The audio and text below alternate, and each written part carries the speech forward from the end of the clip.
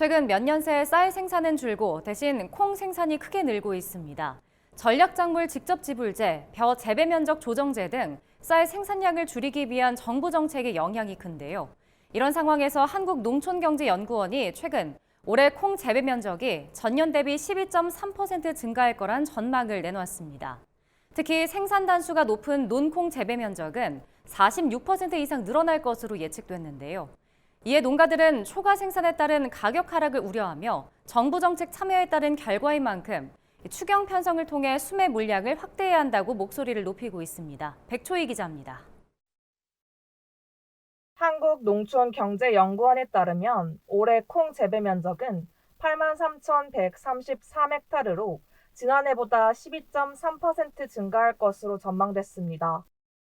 밭콩 재배 면적은 52,213헥타르로 전년보다 2.7% 감소했으나 논콩은 32,920헥타르로 같은 기간 46.7% 증가할 것이란 예측입니다.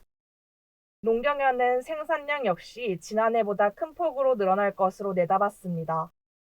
아직 생육 초기 단계라 적항이 어떻게 될지는 모르겠지만 우선 전년 단수 적용했을 때는 한 18만 톤까지는 예상을 하고 있기는 해서 작년이 15만 5천 톤이었거든요. 16% 정도 증가한. 이 같은 콩 재배 면적과 생산량 증가 전망은 정부가 쌀 생산량 감축을 위해 추진하고 있는 각종 정책의 영향이란 분석입니다.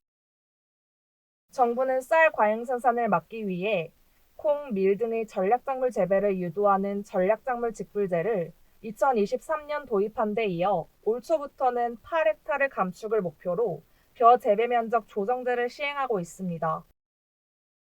생산자들은 공급 과잉에 따른 가격 하락을 우려합니다.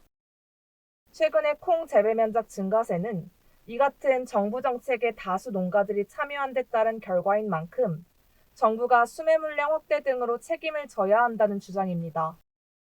정부에서 강한 의지를 가지고 콩 면적을 확대한 만큼 금년에 콩 시장 가격이 폭락하지 않게끔 정부에서 지금 6만 톤 예산도 수립이 되어 있지 않는데 그거 다 수립하고 그 이후에도 뭔가 가격이 좀 폭락할 것 같다라는 이런 부분들이 있다면 추가 수매라도 진행을 해야 되지 않겠나.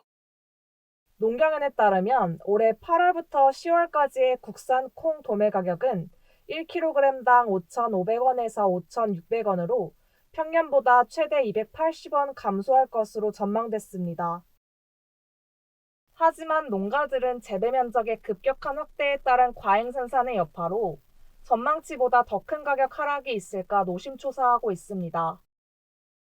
국회 농해수위는 이 같은 현장 의견을 반영해 지난달 26일 전체 회의에서 2차 추경안에 콩 비축 예산 2,337억 600만 원을 추가해 예산결산 특별위원회로 넘겼습니다.